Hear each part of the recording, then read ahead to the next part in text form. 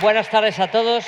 Yo también voy a poner así el dedo a ver si viene el guión, porque a mí no me han dejado guión alguno. Bueno, hablando en serio, venimos a presentar un año más la memoria de actividades de la Iglesia, que fundamentalmente es ese libro que ustedes han recibido y que está en la web de la Conferencia Episcopal, donde se habla de dos cosas. Se habla de dinero y se habla de cifras, muchas cifras, pero también se habla de personas y del bien común, se habla de actividades. Y de eso, durante 12 minutos, vamos a hablar un ratito. Fundamentalmente, antes decir que todas estas cifras, un año más, por séptimo año consecutivo, han sido revisadas de acuerdo con rigurosas normas internacionales de calidad por una de las principales auditoras a nivel internacional, que dice al final que esta memoria es fiable. Vamos, que nos podemos fiar de las cifras que aparecen aquí, ¿no? Todo ello dentro del plan de transparencia de la Iglesia y de la Conferencia Episcopal, porque para nosotros la transparencia es una oportunidad para poder mostrar el verdadero rostro de la Iglesia.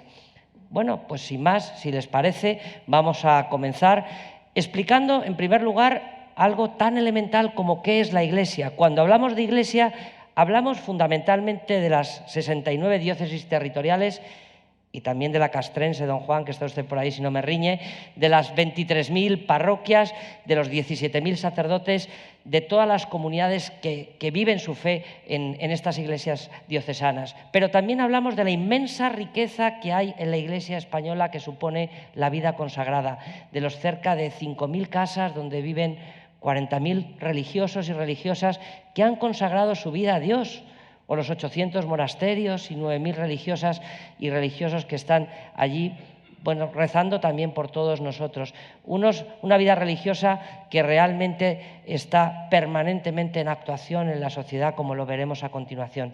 Y también no me quiero olvidar de las cerca de 13.000 asociaciones, fundaciones, ONGs, cofradías, hermandades, todo el mundo asociativo de la Iglesia, fundamentalmente propiciado por los laicos y que también tiene una presencia muy importante en la Iglesia. Bueno, aclarado lo que es la Iglesia, vamos a hablar un poquito de números. Permítame, es lo mío que le vamos a hacer. Entonces, en primer lugar vamos a hablar de la asignación tributaria, esa posibilidad que tenemos y que todavía tenemos de marcar la casilla de la declaración de la renta. Ya saben, aquello de que no nos cuesta más, no nos devuelven menos, es un buen gesto, es una posibilidad. ¿Esto cuánto es? ¿Cuánto ha salido? ¿Cómo funciona? El último año, 268 millones de euros. Según los datos que nos facilitó hace unas semanas el Ministerio de Hacienda. 11 millones de euros más, 11 millones más de gracias a todos ustedes por la oportunidad que se le da a la Iglesia de poder hacer más el bien. Son 51.000 declaraciones más que el año anterior. Son 8,5 millones de personas que cada año, el año pasado, nos otorgaron esa confianza y por eso en un momento más les decimos de verdad muchísimas gracias. Ese dinero, ¿cómo lo recibe la Iglesia y a qué se destina? Lo recibe la Conferencia Episcopal mensualmente y se destina a dos cosas. Esa caja de dinero que vemos ahí, por una parte, a una serie de aplicaciones generales que nosotros tenemos que aplicar directamente desde la Conferencia Episcopal, pagar la seguridad social de todos los sacerdotes de España, 17 millones de euros, pagar entregar una aportación extraordinaria para Cáritas, distintos programas de formación, proyectos de rehabilitaciones de templos o en las campañas de comunicación y el propio plan de transparencia, entre otros. En la memoria, hasta el último céntimo de euro aparece destinado. Y la otra gran parte, ese 81%, está destinado a las diócesis españolas, a cada una de las iglesias. Ese dinero, ese 81%, va a otra caja, a la caja del dinero de cada una de las diócesis. De media, ¿esto cuánto supone? La gente piensa que esto es la fuente de financiación fundamental. Un 24% de la economía diocesana. En Madrid menos, porque es una diócesis más grande, en Ciudad Rodrigo mucho más, porque es una diócesis más pequeña. Ese dinero se integra en la economía diocesana y, como pueden ver ahí, la principal fuente de financiación de la Iglesia, de las iglesias diocesanas, son las aportaciones de los fieles, de nosotros, de los laicos, que con nuestro compromiso soltamos la tela. Es lógico, tenemos que colaborar con la Iglesia en nuestras necesidades, así nos lo enseñó el Catecismo y así tiene que ser, junto con otras finalidades. El balance diocesano consolidado lo tienen ahí. Nosotros no solo hemos querido este año poner todas las cuentas, sino pedirle a otra empresa auditora que dijera, ¿y esto en términos económicos qué supone? Supone, aquí por una parte, tienen el detalle de los recursos, de los empleos en las tartas. ¿Y esto qué supone? Supone más de 64.000 empleos directos creados en la economía diocesana. ¿O supone, por ejemplo, que las iglesias diocesanas devuelven por cada euro que recibimos 2,5 euros en actividad asistencial directamente? Oiga, es la inversión más rentable que puede tener el Estado, sin duda alguna. Bueno, tenemos muchas cifras y aparecen ahí, pero no les voy a aburrir con más. ¿Qué hace la Iglesia? ¿Qué hace la Iglesia por la sociedad? Así nos lo dijeron en su día cuando empezamos hace 11 años a hacer esta memoria. Explíquenos qué hace la Iglesia por la sociedad en 8 minutos. Vamos adelante. La Iglesia hace básicamente 6 cosas. En primer lugar, la Iglesia celebra la fe. Y la celebra desde los momentos más importantes de nuestra vida, cuando nacemos y somos bautizados, adquirimos uso de razón y recibimos la primera comunión, nos confirmamos en la madurez ya cuando ya empezamos a ser jóvenes, o la Iglesia está en el momento principal de nuestra vocación, en el matrimonio, en el orden sacerdotal, pero la Iglesia también está en los momentos de debilidad, en la enfermedad, en la unción de enfermos, o cuando acudimos a recibir el sacramento de la reconciliación. Y, por supuesto, la Iglesia está cada día, cada semana, en el misterio central de la vida de la Iglesia, que es la Eucaristía, en esos 9,5 millones de Eucaristías, esas cerca de 8 millones de personas que hoy, sí, hoy en España, en el siglo XXI, siguen yendo con periodicidad a recibir al mismo Cristo. La Iglesia celebra la fe y la Iglesia también vive la fe. Y la vive en las comunidades parroquiales. En las comunidades parroquiales, todas estas personas que hemos hablado, los 100.000 catequistas, el 1.000.000 de niños y jóvenes que acuden a formación, a nuestras catequesis, todos los grupos que existen, 45 millones de horas destinadas por los agentes pastorales en la atención de la gente. Permítame que diga especialmente en esas más de 11.000 parroquias rurales, donde muy probablemente el párroco o la religiosa o el laico que acompaña es el único agente social que existe. La Iglesia no solo se queda en las parroquias, la Iglesia sale a las periferias, nos lo pide el Papa, y acude a los que no pueden ir a la parroquia, por ejemplo a los enfermos, tanto en los hospitales como asistencia a domicilio. Más de 60.000 personas cada mes son asistidas, son acompañadas por los cerca de 20.000 voluntarios que existen. O la inmensa labor que se realiza en las cárceles, que realiza Magda en Logroño y otros 2.700 voluntarios que están dando su vida y que atienden a más de 2.800 personas acogidas en 70 casas de acogida, o que realizan esa labor realmente importante, cultural, jurídica y, por supuesto, espiritual en los centros penitenciarios. La Iglesia anuncia esa buena noticia que tiene en su corazón, como estos jóvenes que veíamos ahora a continuación, y se lanza a la misión. Id al mundo entero, que nos dijo Jesucristo. Hay 11.000 misioneros españoles, hoy sí españoles, en los 5 continentes. Son sacerdotes, son religiosos, son laicos, son más de 500 familias completas que han ido a dar testimonio con su vida de esa buena noticia que nos cambia la vida. Tenemos en la memoria un mapa maravilloso de los 5 continentes donde lo podemos ver.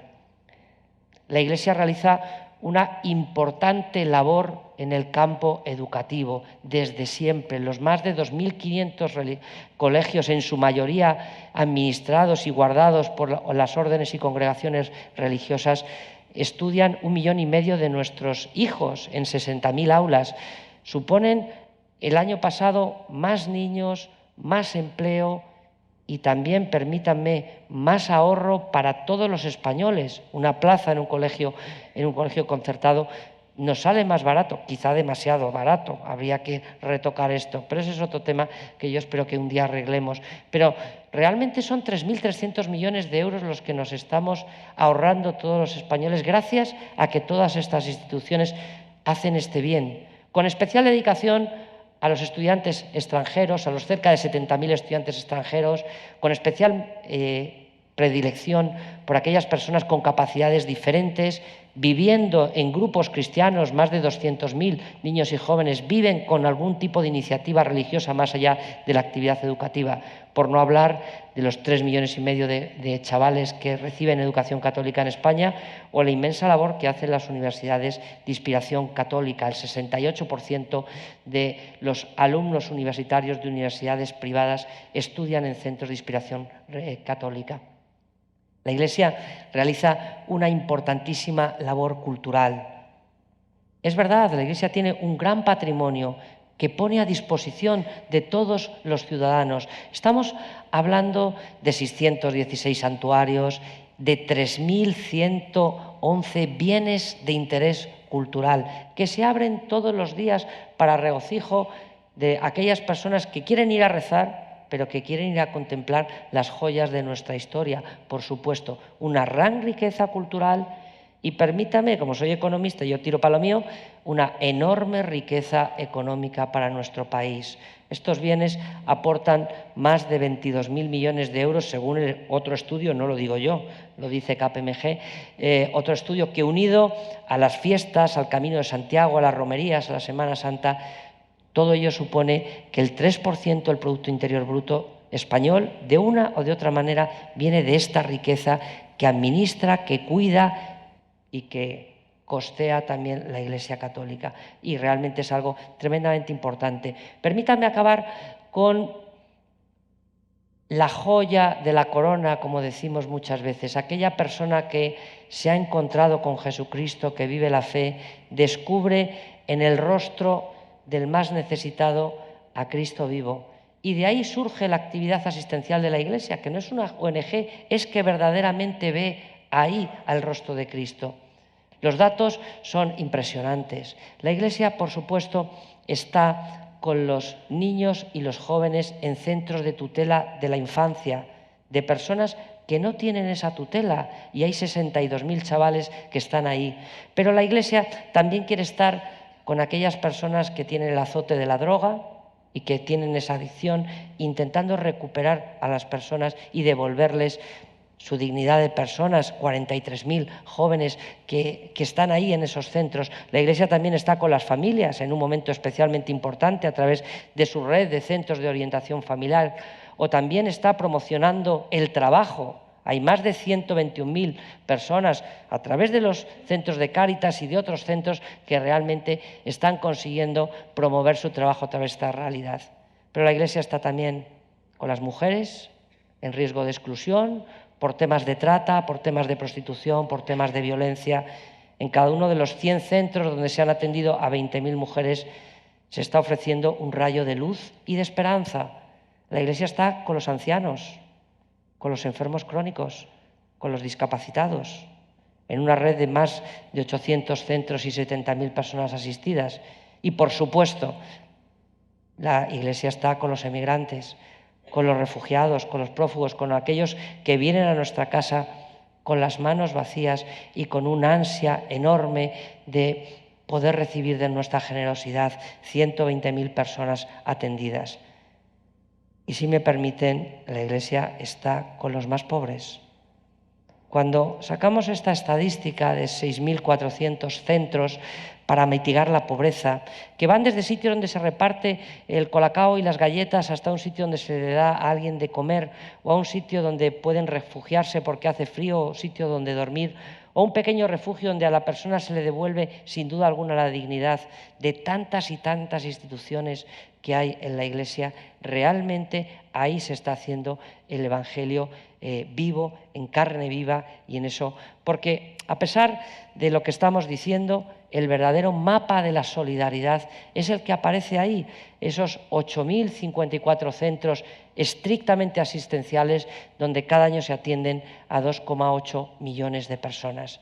En su conjunto, si habláramos del total de instituciones y de centros sociales, asistenciales, hospitales, dispensarios, sanatorios, casas de ancianos y todos centros asistenciales, ahí tienen la enorme escalera que cada año vamos construyendo en la memoria, 9.171 centros dedicados a los demás, por los que han pasado 4.379.000 personas.